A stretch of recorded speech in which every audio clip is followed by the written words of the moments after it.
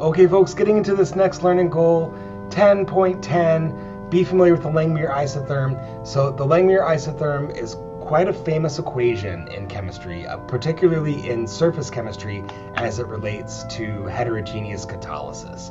So it set up the kinetic description for the adsorption of a monolayer. So we've got here a chemical equation to describe that process.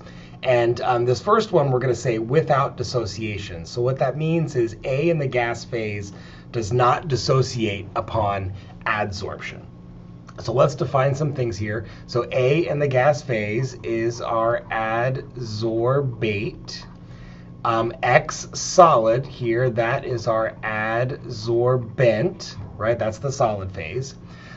Here in this scheme, Ka stands for adsorption, and Kd stands for desorption. So an A just evaporating right off.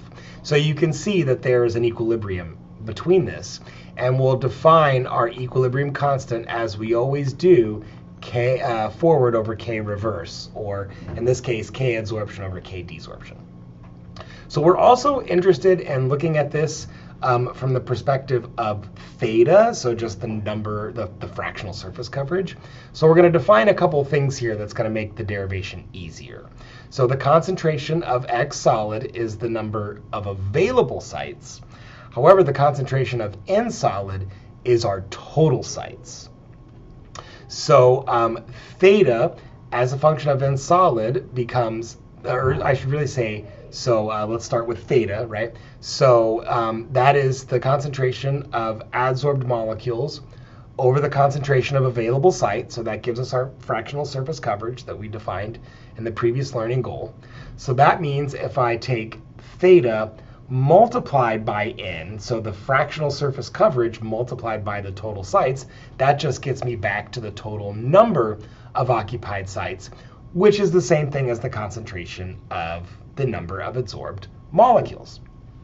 So if theta is our fractional surface coverage, then 1 minus theta is our fractional surface availability. And thus, just like we did here, 1 minus theta times N gives us our number of available surface sites, which is just the concentration of X. Okay? So again, we did all of this so we can kind of start to think of this in terms of the fractional surface coverage as opposed to the total surface coverage. So we're going to use our typical kinetics schemes here, and we're going to write the rate law for dAADS. So we're going to write the rate law for the number, or for the concentration of adsorption molecules. And we'll write that as the following. So that's first going to be a positive rate, which is going to go Ka times the concentration of A in the gas phase times the concentration of adsorbent molecules in the solid phase. And then it appears again as a negative rate, so that's going to become minus Kd times the concentration of adsorbed molecules. And we will apply the steady state approximation to this, which is fairly reasonable in this system. So we'll set that to 0. So now we'll use our key here to replace some of these items so that we can get into this fractional surface coverage metric. So I'm going to write Ka, and that's still times A in the gas phase. But now I'm going to replace X solid with the following. So we noted from our key there that that's equivalent to 1 minus theta times the concentration of total available sites. And then now that's going to be minus Kd, K desorption, and we note here that AADS can be written as number of surface sites times theta. And so now you can see here we're prepared to do some algebra. So rearranging, we've got here now Kd times N solid times theta equals, and I'm going to distribute this through in one swoop here just to get the algebra going. So that's going to be Ka times A in the gas phase. So Ka times A in the gas phase times N. And distributing that through the other way, then that's going to be minus Ka times A in the gas phase times theta times N. And what we can do here now is a couple algebraic steps. We can eliminate N from all terms in the equation. And so let's write down what we have now. We've got Kd times theta, and that equals Ka times A in the gas phase minus Ka times A in the gas phase times theta. And so now I'm just going to do a couple algebraic steps all in one go here. And I'm just going to write theta equals the following. So we want to collect like terms with theta and then collect the other like terms, right? We've got a Ka minus a Ka in the gas phase. So that just ends up becoming, oh, and then the other thing to note, right? If I divide all sides by Kd, right? So let's just write that down. So divide by Kd, divide by Kd, divide by Kd. You can see Kd is eliminated now, and we've just got theta equals this. But if you recall, we defined our Langmuir equilibrium constant as Ka over Kd. So those get replaced with the equilibrium constant. And just doing one more algebraic step, we end up with the following. So that's big K. I'll try to exaggerate that. That's my equilibrium constant.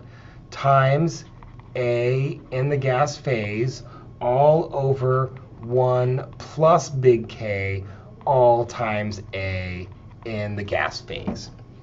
And this is our famous Langmuir isotherm, so which would describe basically theta as a function of the concentration of A in the gas phase. Okay? And this equation will look something like this. So as the concentration of A in the gas phase increases, the fractional surface coverage increases, and it will eventually saturate when we get to 1 monolayer. So I'm not going to spend a whole lot of time with this next one, just setting this up to note that there is the possibility, if we have something like an A2, this diatomic molecule, it could desorb upon adsorption. So when we go through setting this up, I'll just kind of start the scenario by saying dA ADS dt. Well, we know we have to put a 1/2 there because it had a 2. And now when we start thinking about how all of this rate law is going to go, it's still going to be Ka times A2 in the gas phase times X solid. And now that's going to be minus, and this time we'll have it Kd, and that's going to be times A that's been adsorbed all squared. So I'm not going to continue along with the algebra here, but I'll just write the result directly. So if we were to go through and do the same algebra that we just did, we ended up with the following. So it would look like very similar to our prior monolayer for non-dissociation. However, we're going to have this square root factor due to the fact that this was all squared. So it just ends up becoming square root of the equilibrium constant, K times A in the gas phase, plus the square root of K times A in the gas phase. Okay, so that is our Langmuir isotherm for dissociation.